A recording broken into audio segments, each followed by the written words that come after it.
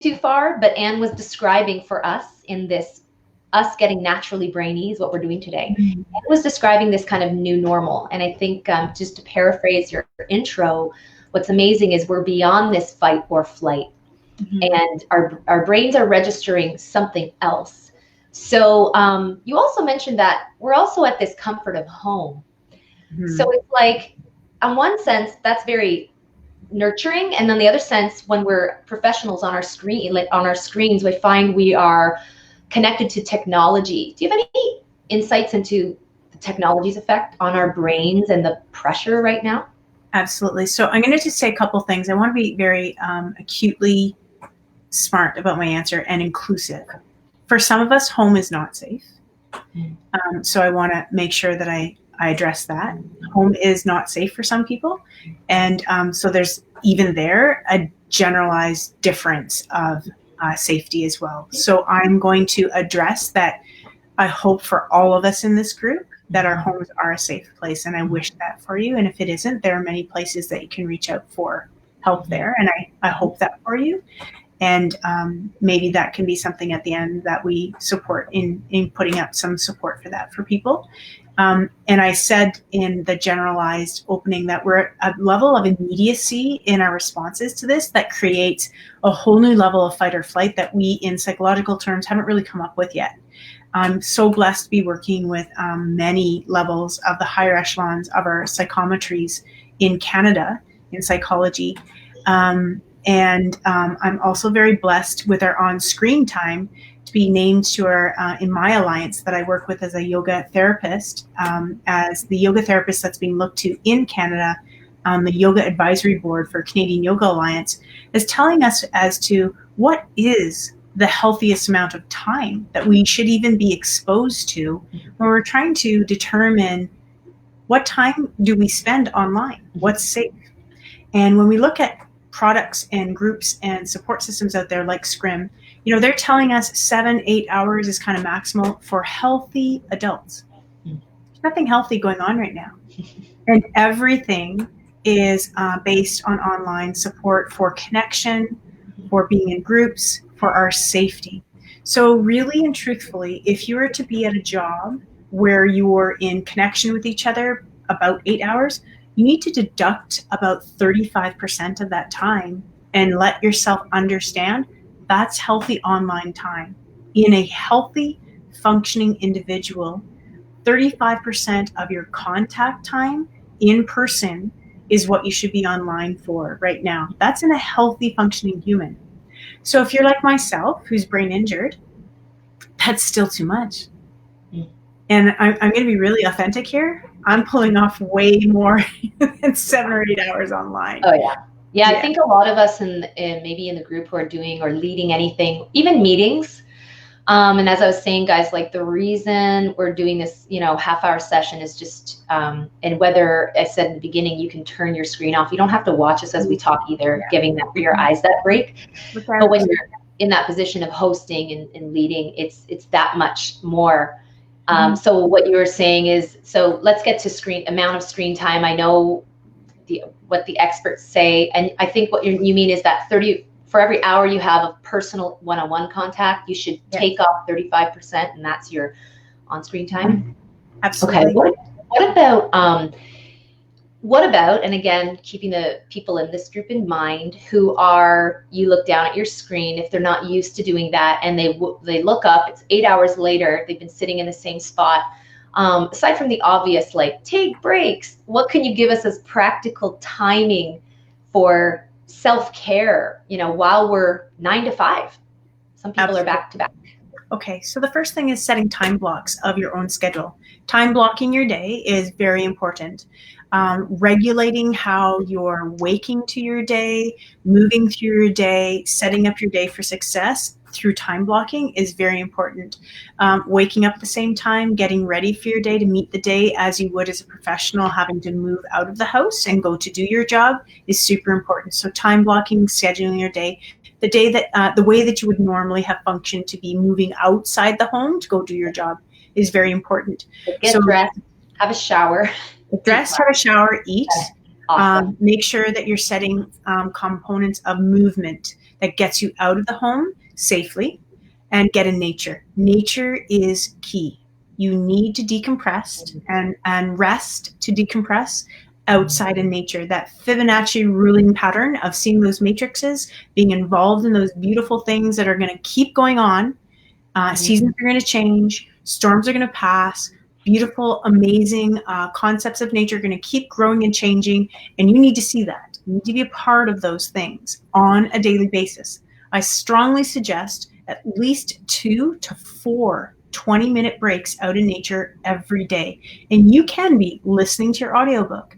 You can be having a private conversation, keeping it as private as possible, while you're out in a nature walk. I often do my coaching and consulting in a private nature walk, one of them a day.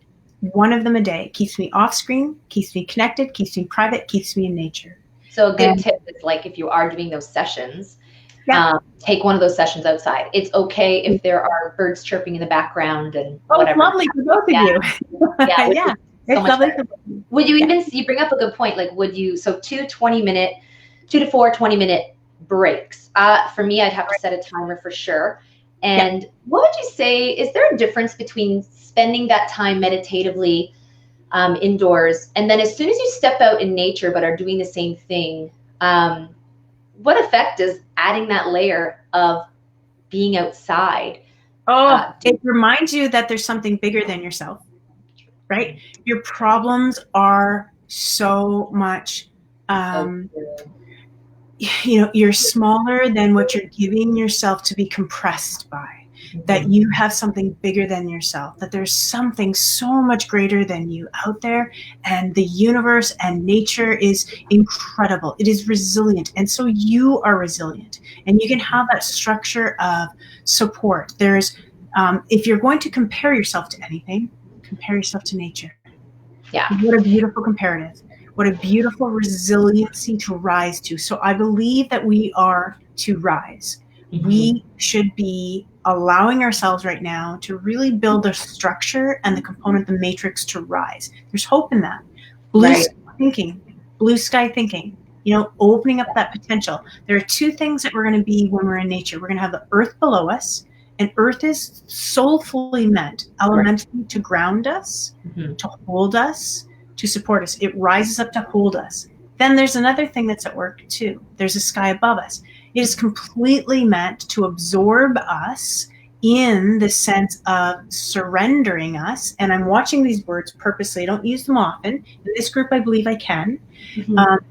The sole purpose of sky is to lift us, is to suspend us.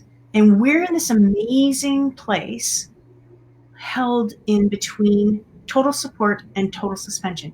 We're walking that space between. So physically putting yourself there.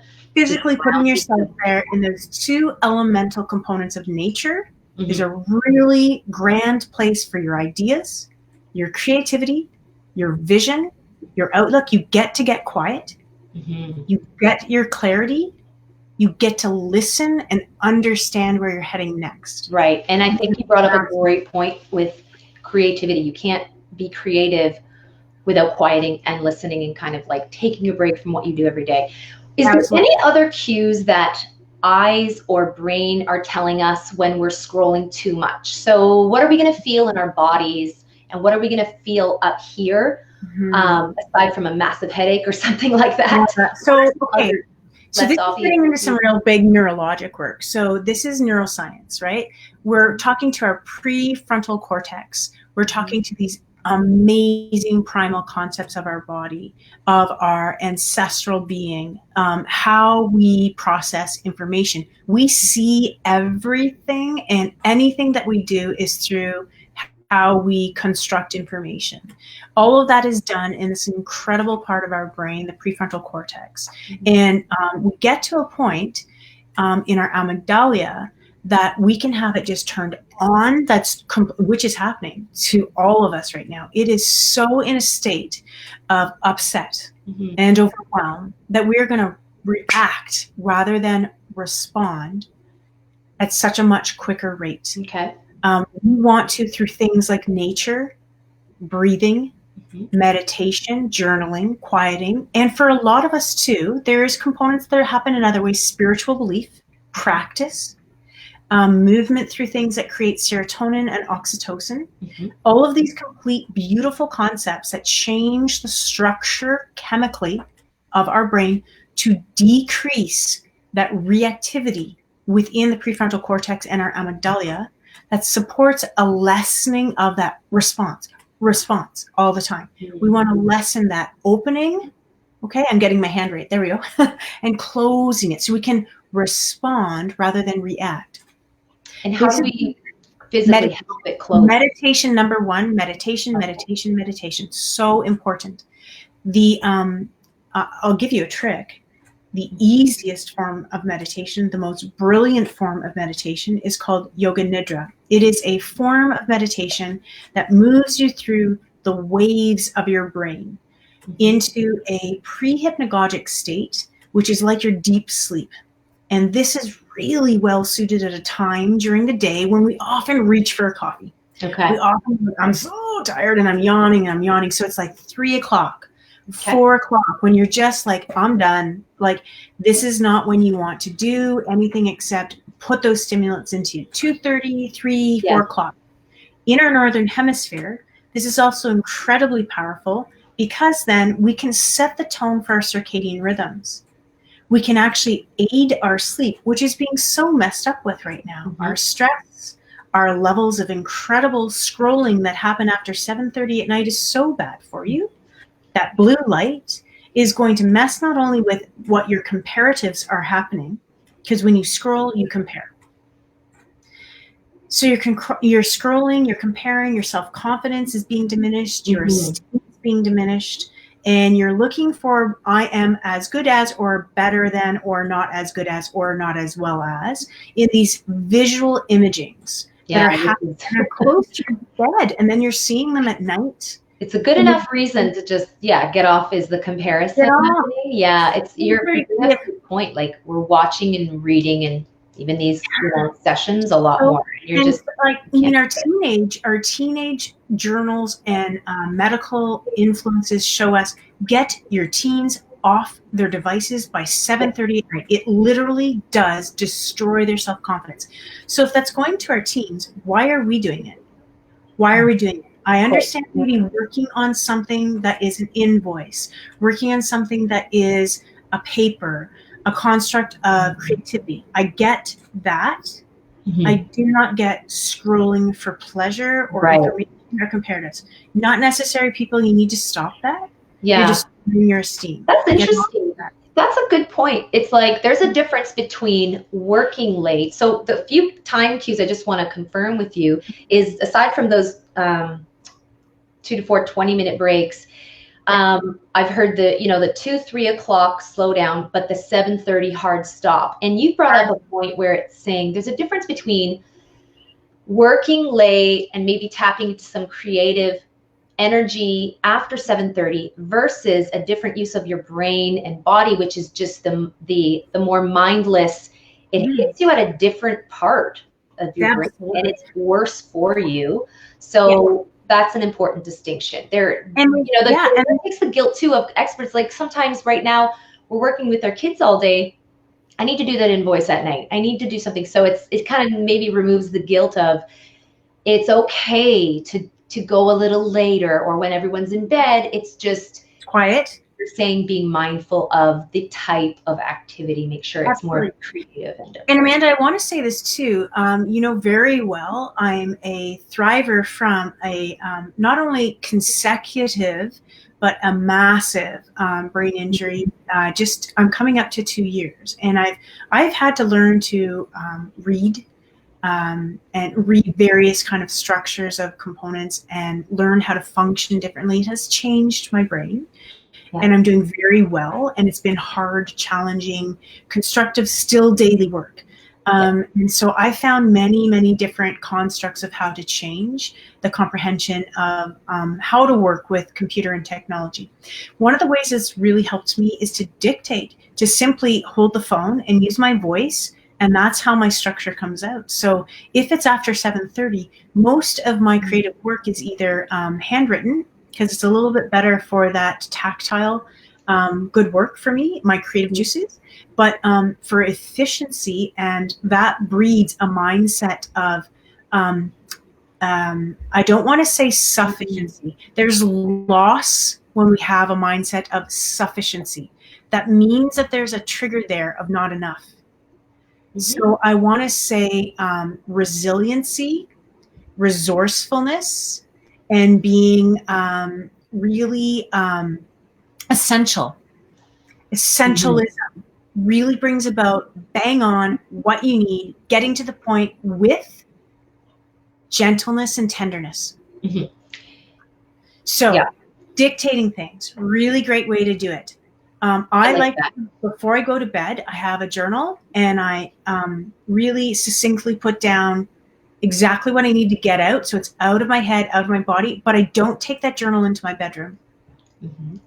In my bedroom, I sleep and do some other good things, but I sleep. I sleep. And that's what that's for. And my journal for what needs to happen is out of my room. I am making, and it's been challenging. My phone does not go in my bedroom. I have an alarm clock in my bedroom because I need that to be sure with my brain recovering injury. But my phone doesn't come in my bedroom. Too many people get up and scroll through their phone. Stop that. Have some rituals at night, rituals in the morning, support the brain health in all the ways that you can. A journal that sits just outside of your door that gets you to clear your head of the things that you're worried about getting done for the next day. Because I also don't know about you, but I'm getting a little lovingly looking at people that are able to start a whole bunch of new things right now. I've never been busier in my life than I am right now. And I'm very happy for people that are able to start a new talent, start a new creative concept or process. I will get there, but I'm quite full right now. And it's a full that's about getting to a thriving place. So, you're right. It's really busy. There's pressure when you're, and I try to be careful in this group as well of saying, now is the time to tap into creativity, but now isn't the time to push. So what I love about our discussion today is it's that reminder of we're in globally something different. And it's not just, oh, this stressful thing happened and changed my routine. It is, as you said, it's beyond fight or flight. Let's recognize a bigger picture and give ourselves a massive break. Knowing when we're full, knowing when we're full.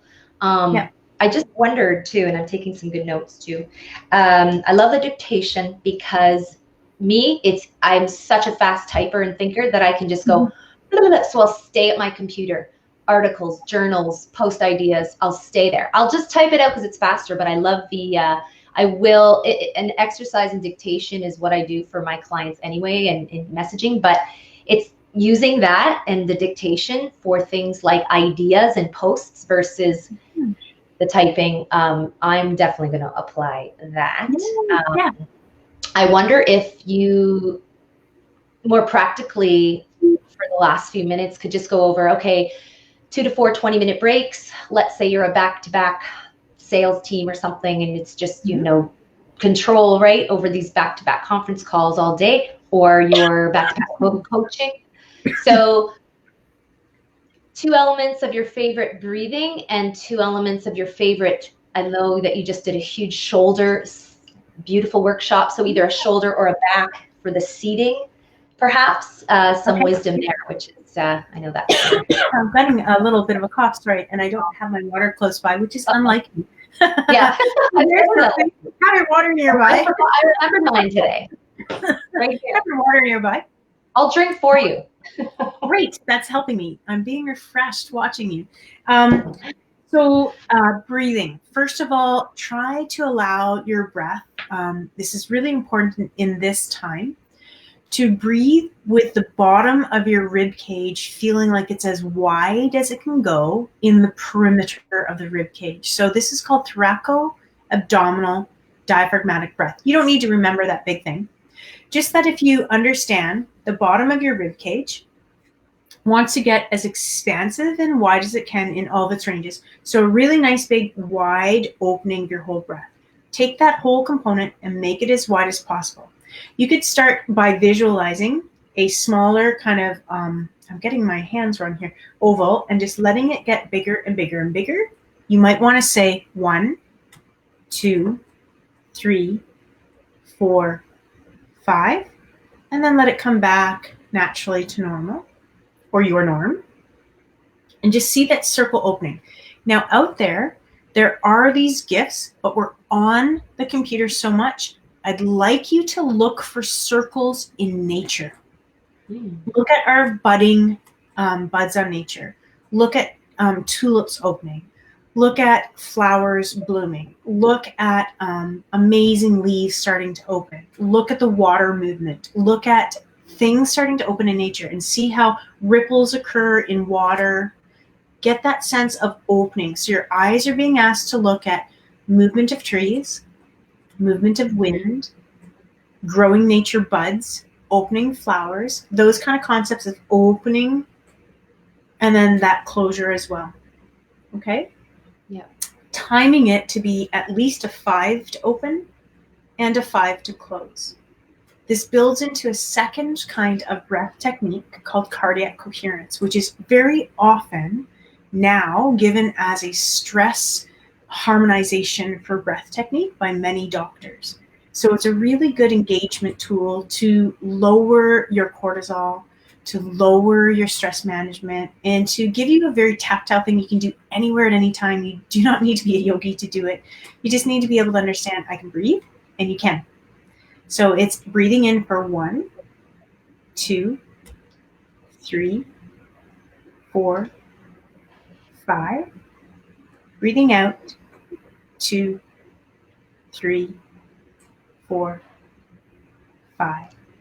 Good. Breathing in, 2, 3, 4, 5. Out, 2, 3, 4, 5. You would continue to do that for a full repetition of 5. You would ask that you would do that for a whole 5 minutes. So put your timer on and do that. Don't start there right away. Do it for 1 minute. 1 minute. That's good. There you get, yeah. And then I call that the 365. That you want to do 3 times a day. That breathing in for 5, out for 5, that's the 5. The 6 is that you'll do 5 in, 5 out. 5 times, that's 1 minute. You need to do that 5 times. Okay, 3, 6, 5. That's an easy little math for everybody that's cool, mathematically minded here in our whiz group. So 3, 6, 5, that is cardiac coherence. You're basically harmonizing your activation in to your relaxation out, and you're getting a nice neutral. So it's just coming to homeostasis. That's it. Good.